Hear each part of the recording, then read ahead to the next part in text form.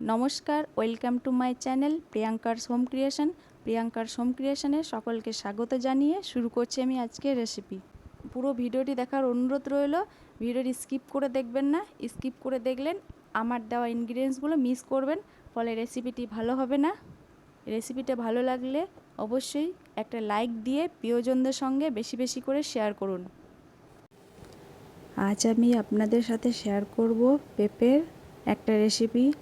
যারা পেঁপে খেতে পছন্দ করেন না তারা এইভাবে পেঁপে বানিয়ে খাবেন, বুঝতেই পারবেন না পেঁপে খাচ্ছেন। এটা খেতে খুবই সুস্বাদু হয়।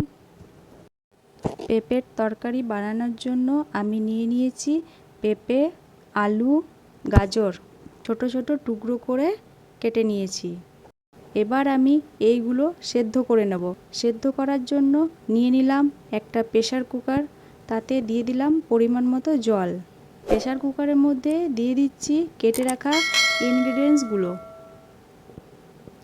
এবার প্রেসার কুকারের ঢাকনা বন্ধ করে একটা সিটি দিয়ে সেদ্ধ করে নেব। একটা সিটি দেওয়া হয়ে গেছে। কুকারটা ঠান্ডা হওয়া পর্যন্ত অপেক্ষা করব। চলুন ততক্ষণে মশলাটা বানিয়ে নিই। একটা কড়াই নিয়ে ওভেনের ওপর বসিয়ে দিলাম। কড়াইটা একটু গরম হয়ে এলে তাতে দিয়ে দিচ্ছি 2 চামচ সর্ষের তেল। ফোড়ন হিসাবে দিচ্ছি গোটা জিরে, একটা শুকনো লঙ্কা। ফোড়ন থেকে সুন্দর গন্ধ বের হতে শুরু করেছে।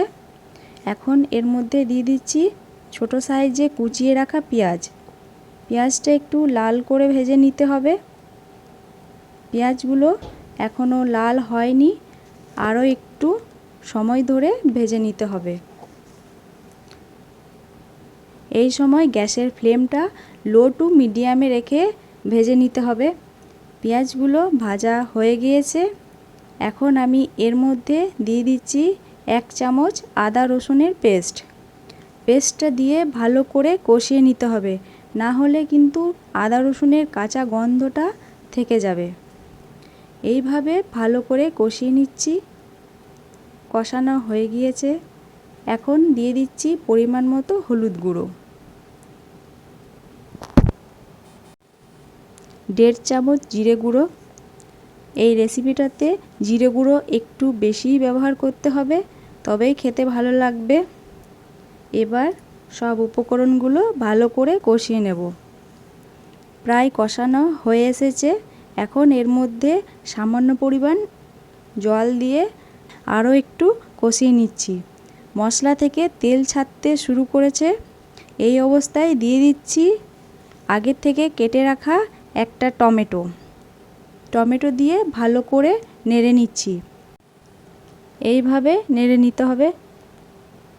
নাড়া হয়ে গিয়েছে। এবার আমি এর মধ্যে স্বাদ মতো লবণ দিয়ে দিলাম, আর স্বাদ বাড়ানোর জন্য সামান্য পরিমাণ চিনি দিয়ে ভালো করে নেড়ে নিলাম। অন্যদিকে প্রেসার কুকারটা ঠান্ডা করতে দিয়েছিলাম। মশলা কষাতে কষাতে কুকারটা ঠান্ডা হয়ে গিয়েছে। সবজিগুলো ভালো করে সেদ্ধও হয়ে গিয়েছে। এখন মনে রাখতে হবে একটার বেশি সিটি দিলে হবে না, না হলে কিন্তু সবজিগুলো গলে যাবে, ফলে রান্নাটা ভালো হবে না। পেঁপেগুলো কষানোও যাবে না। এবার আমি পেঁপে, আলু, গাজরগুলো কষানো মশলার উপর দিয়ে ভালো করে নেড়ে নিচ্ছি। পেঁপেগুলো একটু সময় ধরে কষাতে হবে, না হলে কিন্তু পেঁপের গন্ধ যাবে না। এখন এর মধ্যে দিয়ে দিলাম 1/2 কাপ জল দিয়ে ভালো করে কষিয়ে নিচ্ছি। জলটা না দিলে কিন্তু পেঁপেগুলো লেগে যাবে, তাই জল দিয়ে কষিয়ে নিচ্ছি। এবার আমি দিয়ে দিচ্ছি 1/2 চামচ গরম মশলা। পেঁপেতে গরম মশলা ব্যবহার করলে পেঁপের গন্ধ দূর করে, পেঁপের তরকারির স্বাদ বাড়ায়। গরম মশলা দিয়ে ভালো করে কষিয়ে নিচ্ছি। ভালো করে কষানো হয়ে গিয়েছে। তরকারির রঙটাও খুব সুন্দর বের হয়েছে। আমি এখানে কোনো লঙ্কা গুঁড়ো ব্যবহার করিনি, আপনারা চাইলে লঙ্কার গুঁড়ো ব্যবহার করতে পারেন। সবার লাস্টে পেঁপের তরকারির স্বাদ বাড়ানোর জন্য সামান্য পরিমাণ ঘি দিয়ে দিচ্ছি।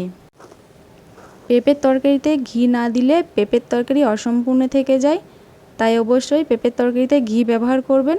ঘিয়ের পরিমাণটা নিজেদের পছন্দ মতো দেবেন, যে যেমন ঘি খেতে ভালোবাসেন। ঘিটা সবার শেষে ব্যবহার করতে হবে।